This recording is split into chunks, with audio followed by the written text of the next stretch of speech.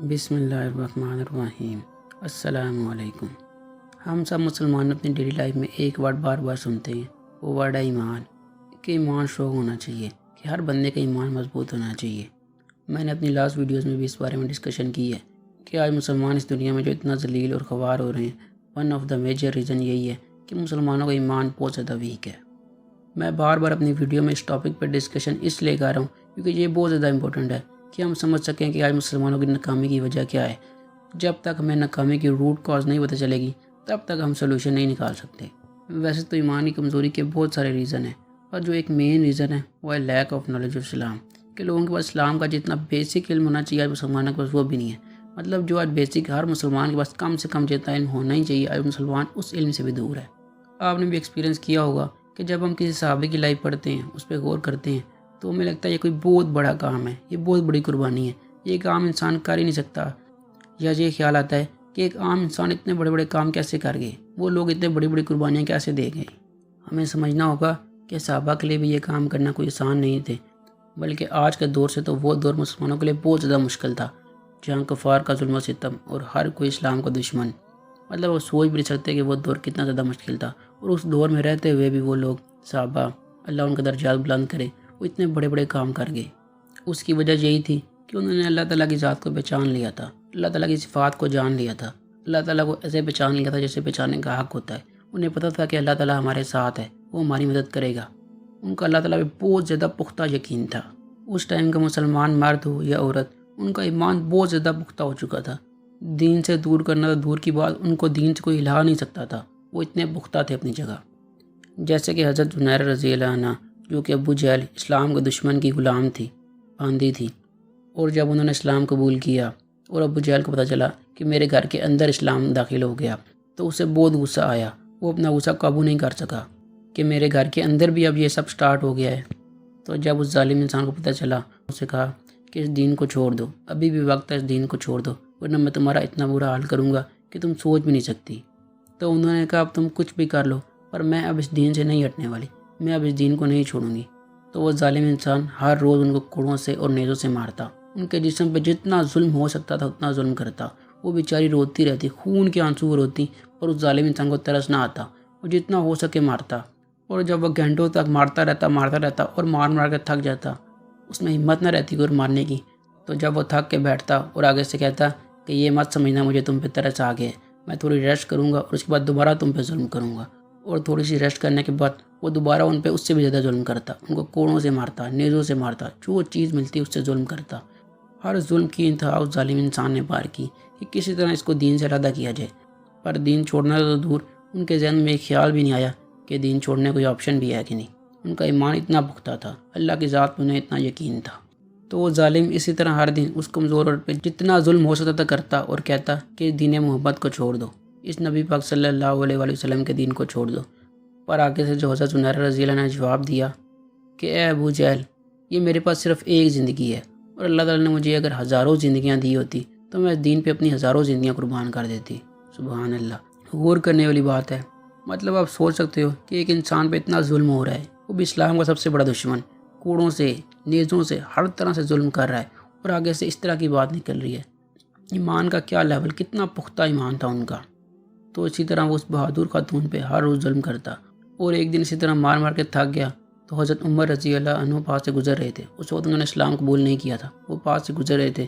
تو اس ابو جہل نے کہا کہ اے عمر، تو اتنا طاقتور ہے، تیرے مجھ سے زیادہ طاقت ہے، یہ زنیرہ میری باندھی، یہ اسلام لے آئی ہے، میں چاہتا ہوں تو بھی اس پہ ظلم کر، اس کو اسلام سے دور کر۔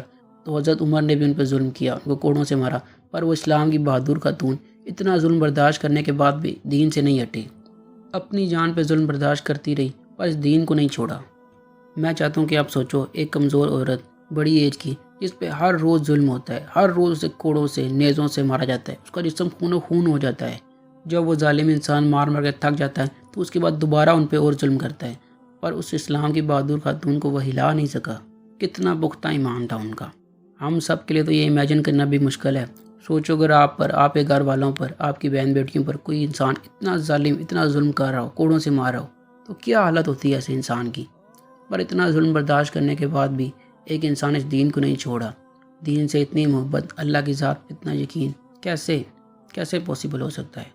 جیسے کہ پہلے بھی میں ذکر کر چکا ہوں، یہ سب تبھی پاسبل ہے اللہ تعالیٰ کی ذات کو، اللہ تعالیٰ کی صفات کو سمجھا جائے، دین اسلام کو سمجھا جائے، دین سے محبت کی جائے، تبھی یہ سب ممکن ہو سکتا ہے۔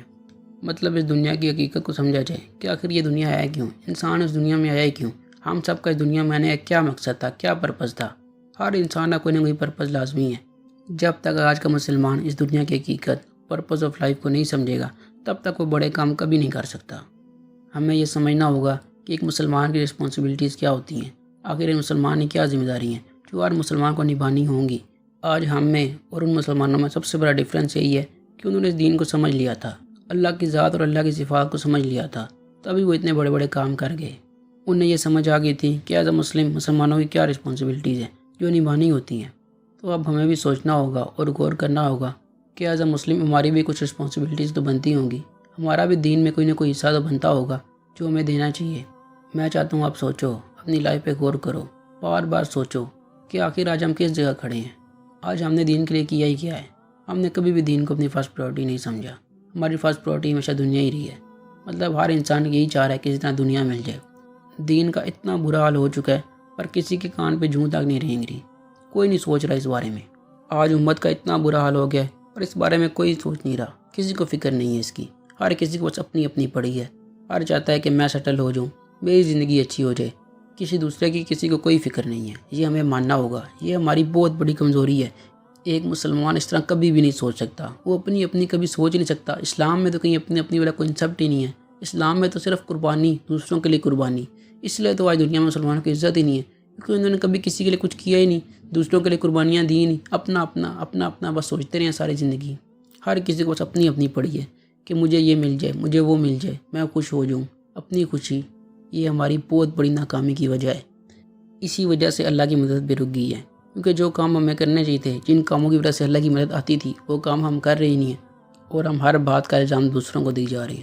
ہمیں یہ بات ایکسیپٹ کرنی ہوگی، ہر مسلمان کو یہ بات ماننی ہوگی کہ اس دنیا میں جو کچھ بھی ہو رہا ہے وہ صرف میری وجہ سے ہو رہا ہے۔ جب تک ہماری سوچ ایسی نہیں بنے گی تو ہم بڑے کام کبھی بھی نہیں کر سکیں گے۔ زندگی اسی طرح گزر جائے گی، سب کی گزر گی، ہماری بھی گزر جائے گی۔ اب میری ان باتوں کا یہ مطلب بھی نہیں ہے کہ آپ مایوس ہو جاؤ، کچھ بھی ہو جائے مسلمان کبھی بھی مایوس نہیں ہو سکتا۔ ابھی بھی امید باقی ہے، ابھی بھی سب کچھ بدل سکتا ہے اگر ہم کچھ کرنا چاہیں۔ ہمیں سٹینڈ لینا ہوگا، ہمیں کھڑا ہونا ہوگا، اس دین کو اون کرنا ہوگا، تبھی کچھ ہوگا۔ اگر جس طرح چل رہا ہے اس طرح ہی چلتا رہا تو اگر آپ اپنی لائف میں غور کر لو تو پتہ چل جاتا ہے کہ اسلام آج کس جگہ کھڑا ہے۔ آج مسلمانوں کے دلوں میں اسلام کی کتنی امپورٹنس ہے، صاف ظاہر ہو جاتا ہے، کوئی زیادہ ریسرچ کرنے کی ضرورت نہیں ہے۔ سامنے بالکل شیشے کی طرح صاف نظر آ رہا ہے کہ آج مسلمان اور اسلام میں کتنا بڑا ڈفرینس آ گیا ہے۔ آج کے مسلمانوں اور پہلے والے مسلمانوں میں کتنا زیادہ ڈفرینس آ گیا ہے۔ مطلب شیطان نے کس طرح اپنے ٹریپ میں ان کو پھنسا لیا۔ پر ابھی بھی موقع ہے، امید ابھی باقی ہے، ابھی بھی اتنا ٹائم نہیں گزرا۔ اگر آج مسلمان کھڑے ہو جائیں، مسلمان ایک ہو جائیں، امت ایک ہو جائے تو بہت کچھ ہو سکتا ہے۔ جیسے اللہ تعالیٰ نے صحابہ کی مدد کی تھی، پوری دنیا لا کے ان کے قدموں میں رکھتی تھی، ویسے اگر آج ہم بھی کھڑے ہوں، دین کے لیے بڑے بڑے کام کرنے کی کوشش کریں تو مجھے یقین ہے اللہ تعالیٰ ہماری مدد کرے گا، پوری دنیا ہمارے قدموں میں آئے گی ہی آئے گی۔ پر اس کے لیے یہ ٹائم لگے گا، قربانیاں دینی پڑیں گی، ہمیں آج کھڑا ہونا پڑے گا، تبھی کچھ ہو سکے گا۔ کیونکہ ہسٹری نے یہ پروف کیا ہے کہ صحابہ کے بعد بھی لوگوں نے بہت بڑے بڑے دین کے لیے کام کیے ہیں۔ اللہ نے صحابہ کے بعد بھی لوگوں کی مدد کی ہے، کیونکہ اس اللہ کی کسی سے رشتہ داری نہیں ہے۔ جو بھی اسلام کے لیے کھڑا ہوگا اللہ تعالیٰ اس کی مدد کرے گا، یہ اللہ تعالیٰ کا وعدہ ہے۔ اور ہم سب کو یہ بات ماننی پڑے گی کہ آج اسلام کا جتنا برا حال ہے وہ صرف ہماری وجہ سے ہے۔ جب تک ہم یہ ایکسیپٹ نہیں کریں گے تب تک کوئی چینج نہیں آئے گا۔ ہمیں ایک دوسرے کو الزام دینا بند کرنا ہوگا، ہمیں یہ رسپانسبلٹی خود اٹھانی ہوگی، کیونکہ یہ ہمارا دین ہے اور اسے ہم نے ہی بچانا ہے، کوئی باہر سے نہیں آئے گا۔ اور جب کوئی بھی دین کے کام کرنے کے لیے کھڑا ہوگا تو شیطان اسے لازمی روکے گا۔ اگر کوئی انسان یہ سوچ رہا ہو کہ دین کا تو بہت برا حال ہو گیا، میں اکیلا کیا کر سکتا ہوں، تو آپ کوشش تو کر سکتے ہو۔ قیامت والے دن اللہ تعالیٰ صرف کوشش کا سوال کرے گا، آپ کی ذمہ داری ہے۔ اگر کسی کے ذہن میں یہ سوال آتا ہے میں کمزور ہوں، میرے گھر کے حالات ایسے ہیں، میں لڑکی ہوں، تو یہ سب وسوسے ہیں، آپ کوشش تو کر سکتے ہو۔ اور قیامت والے دن اللہ تعالیٰ نے یہ نہیں پوچھنا کہ آپ نے کتنا چینج لائے، اللہ تعالیٰ نے یہ پوچھنا ہے کہ آپ نے کوشش کی تھی یا نہیں کی تھی۔ تمہیں میں نے ایک زندگی دی تھی، تم اس میں کیا کر کے آئے، دین کے لیے کیا کر کے آئے، اس ٹائم آپ کیا جواب دو گے؟ صرف کوشش کا سوال ہوگا۔ ہو سکتا ہے وہ کامیابی ملے، ہو سکتا ہے نہ ملے، کامیابی دینا صرف اللہ کے ہاتھ میں ہے۔ کوئی انسان کچھ نہیں کر سکتا، کوئی انسان کسی کو بدل نہیں سکتا، یہ ہر مسلمان کا ایمان ہے۔ پر کوشش ہر کسی کو کرنی ہوگی، کیونکہ قیامت والے دن صرف کوشش کا سوال ہوگا اور وہ ہم سب سے ہوگا۔ اور ہاں یہ بات بھی ایک سچ ہے کہ حالات بہت زیادہ برے ہیں، 7 بلین پیپلز شیطان کے ٹریپ میں پھنس چکے ہیں، مسلم بھی اور نان مسلم بھی بری طرح شیطان کے ٹریپ میں پھنس چکے ہیں، اور ہمیں ان سب کو بچانا ہے۔ تو یہ تو بہت مشکل، یہ تو بہت بڑا کام ہے۔ یہ کیسے ہوگا؟ کہاں سے سٹارٹ کریں؟ پہلا قدم کون لے گا؟ بارش کا پہلا قطرہ کون بنے گا؟ تو ایسا کیوں نہیں ہو سکتا کہ آپ وہ پہلا قطرہ بنو، بارش کا وہ پہلا قطرہ آپ بنو، آپ بڑا کام سٹارٹ لو۔ جب کوئی سچی نیت سے اور صحیح طریقے سے کوشش کرے گا تو اس کے پیچھے ہزاروں کا لشکر کھڑا ہوگا، یہ ہسٹری نے پروف کیا ہے۔ تو ابھی فرسٹ اسٹیپ تو یہی ہے کہ زیادہ سے زیادہ اسلام کا نالج حاصل کیا جائے، زیادہ سے زیادہ دین کو سمجھا جائے۔ جتنا نالج ملتا ہے، جتنا جہاں سے نالج ملتا ہے اس کو جمع کرو، جتنا نالج اکٹھا کر سکتے ہو کرو، دین کو سمجھو۔ تو اس فلسفے سے نکلو کہ یہ انسان یہ کہہ رہا ہے، ہر انسان میں خیر ہوتی ہے، ہر انسان اچھی بات کرتا ہے۔ ہمارے نبی پاک صلی اللہ علیہ وسلم کی تعلیم میں تو یہ بھی ہے کہ اگر شیطان اچھی بات کہہ رہا ہو تو اس سے بھی لے لو، تو انسان سے کیوں نہ لی جائے؟ جتنا جہاں سے نالج ملتا ہے اسے اکٹھا کرو۔ جتنا زیادہ آپ کا نالج ہوگا اتنا بڑا آپ کا ویژن ہوگا، اتنی بڑی آپ کی سوچ ہوگی، اور آپ کا ایمان اتنا زیادہ اسٹرانگ ہوتا جائے گا۔ پھر آپ وہ بڑے بڑے کام کر سکو گے جو ایک عام انسان سوچ بھی نہیں سکتا۔ اور آپ کو پہلا اسٹیپ یہی ہے کہ زیادہ سے زیادہ اسلام کا نالج حاصل کرو۔ اس کے لیے سیرہ کی بکس پڑھو اور قرآن کی تفسیر کو لازمی پڑھو۔ اور ہر مسلمان کو کم سے کم 10 سے 15 سیرہ کی بکس پڑھنی چاہیے، کم سے کم 10 سے 15 سیرہ کی بکس ہر مسلمان کو پڑھنی ہی چاہیے، تبھی اسے فلسفی اسلام کہ آخر اسلام کیا ہے اسے کلیئر ہو سکے گا۔ اور قرآن کی تفسیر تو مسٹ ہے۔ جس انسان نے قرآن کی تفسیر نہیں پڑھی وہ اس دور میں، اس فتنوں کے دور میں کبھی بھی شیطان کے ٹریپ سے نہیں بچ سکتا۔ اگر کوئی مسلمان یہ سوچتا ہے کہ وہ سیرہ اور قرآن کی تفسیر پڑھے بغیر شیطان کے ٹریپ سے بچ جائے گا تو وہ بیوقوف ہے۔ میں اپنی اس چھوٹی سوچ اور اپنی کم ریسرچ سے بتا رہا ہوں کہ شیطان نے ایسی جگہ ایسے ٹریپس بچھائے ہوئے ہیں کہ مسلمان نہیں بچ سکتے اسے۔ اس کا سلوشن جو ہے وہ صرف قرآن میں آپ کو ملے گا اور کہیں نہیں ملے گا، نبی پاک صلی اللہ علیہ وسلم کی لائف میں ہی ملے گا، اور آپ کو اس کا سلوشن کہیں مل ہی نہیں سکتا۔ دنیا میں پہلے بھی جب بھی مسلمانوں نے بڑے بڑے کام کیے ہیں تو وہ قرآن کی، نبی پاک صلی اللہ علیہ وسلم کی لائف سے ہی کیے ہیں، اس کے علاوہ کوئی اور طریقہ نہیں تھا۔ قرآن ہی سب سے بڑا ہتھیار ہے ہمارے لیے اور ہمیں اسے یوز کرنا ہوگا۔ آج ہماری ناکامی کی ایک بہت بڑی وجہ یہ بھی ہے کہ مسلمانوں نے قرآن کو صرف طلاق، حلال حرام، نماز، ان سب مسئلوں کے لیے محدود کر لیا ہے، جبکہ قرآن اس خالق کا کلام ہے، اس پوری کائنات کے بنانے والے، اس پورے نظام کے بنانے والے خالق کا کلام ہے۔ قرآن میں ہر چیز کا سلوشن آپ کو ملے گا، ہر چیز کا سلوشن آپ کو ملے گا۔ اگر کوئی انسان ڈھونڈنا چاہے، کوئی انسان غور کرے تو اس میں ایسی نشانیاں اور ایسی چیزیں کہ ایک بار انسان کا دماغ ہل جاتا ہے کہ اتنی کلیئر اللہ تعالیٰ نے ایک بات اتنی کلیئر کر کے بتائی ہوئی ہے، تو پھر ہمیں یہ چیز سمجھ کیسے نہیں آئی، ہم سے یہ چیز اتنی بڑی چیز کیسے چھپ گئی۔ اگر کوئی انسان سچی اور صاف نیت سے اس کا سلوشن ڈھونڈنا چاہے تو ایسا ہو نہیں سکتا اسے نہ ملے، ٹائم لگے گا پر لازمی ملے گا۔ اور پیارے نبی پاک صلی اللہ علیہ وسلم کی سیرت میں بھی ہر جگہ رہنمائی ہے، ہر جگہ سلوشن موجود ہے، پر کوئی ڈھونڈنا چاہے اس کے لیے۔ پر مسئلہ یہی ہے کہ ہم شیطان کی ٹریپ میں بہت بری طرح پھنس چکے ہیں۔ شیطان 24 گھنٹے آن ڈیوٹی ہے، وہ چاہتا ہی ہے کہ مسلمانوں کا یہ حال ہو، اور مسلمان اسی کے بتائے ہوئے راستے پہ چل رہے ہیں۔ اسی وجہ سے اللہ کی مدد بھی ہمارے لیے نہیں آ رہی، اور ہمیں خود بھی شیطان کے ٹریپ سے نکلنا ہوگا اور ساری دنیا کو بھی شیطان کے ٹریپ سے نکالنا ہوگا۔ یہی مسلمان کا مقصد یہی ہے، پرپز آف لائف یہی ہے۔ جس کو بچا سکتا ہے وہ بچائے، ہم سب کو سوچنا ہوگا اور سٹینڈ لینا ہوگا۔ تو میری سب سے یہ ریکویسٹ ہے کہ خود بھی اسلام کا نالج حاصل کرو، سمجھو اور سٹینڈ لو، کیونکہ زندگی ایک ہی دفعہ مل گئی، یہ بار بار نہیں ملے گی۔ خود بھی شیطان کے ٹریپ سے نکلو اور اپنی جنت کو رزق میں مت لگاؤ۔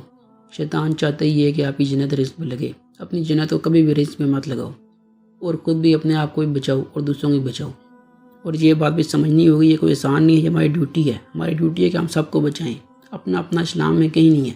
آج ہر مسلمان اپنے بارے میں سوچ رہا ہے، دوسرے کے بارے میں سوچ رہا ہی نہیں ہے، جبکہ اسلام میں اپنے کا کوئی کنسیپٹ ہی نہیں ہے۔ آپ صحابہ کی لائف پڑھو، نبی پاک صلی اللہ علیہ وسلم کی لائف پڑھو، آپ کو ہر جگہ قربانی ملے گی، احسار ملے گا، دوسروں سے محبت، دوسروں کے لیے قربانی۔ اور آج مسلمان بالکل اس کے اپوزٹ کر رہا ہے، اپنے بارے میں سوچ رہا ہے، دوسروں کو اس کی فکر ہی نہیں ہے۔ اس لیے تو مسلمانوں کا اتنا برا حال ہے۔ پر ابھی بھی موقع ہے، امید ابھی باقی ہے، ابھی بھی اتنا ٹائم نہیں گزرا۔ اگر آج مسلمان کھڑے ہو جائیں، مسلمان ایک ہو جائیں، امت ایک ہو جائے تو بہت کچھ ہو سکتا ہے، کیونکہ یہ ہمارا دین ہے اور اسے ہم نے ہی بچانا ہے، کوئی باہر سے نہیں آئے گا۔ اور اگر کوئی قرآن کی تفسیر سٹارٹ کرنا چاہتا ہے تو میں نے اپنی پلے لسٹ میں کچھ ویڈیو ایڈ کی ہیں، آپ وہاں سے سٹارٹ کر سکتے ہو، آپ پہلا قدم وہاں سے لے سکتے ہو۔ اور میں کوشش کروں گا سیرہ کی بکس کے بھی کچھ لنکس اپنی ڈسکرپشن میں ایڈ کروں۔ آئی ہوپ سو آپ نے اس ویڈیو سے کچھ نہ کچھ سیکھا ہوگا۔ جزاک اللہ، اللہ حافظ۔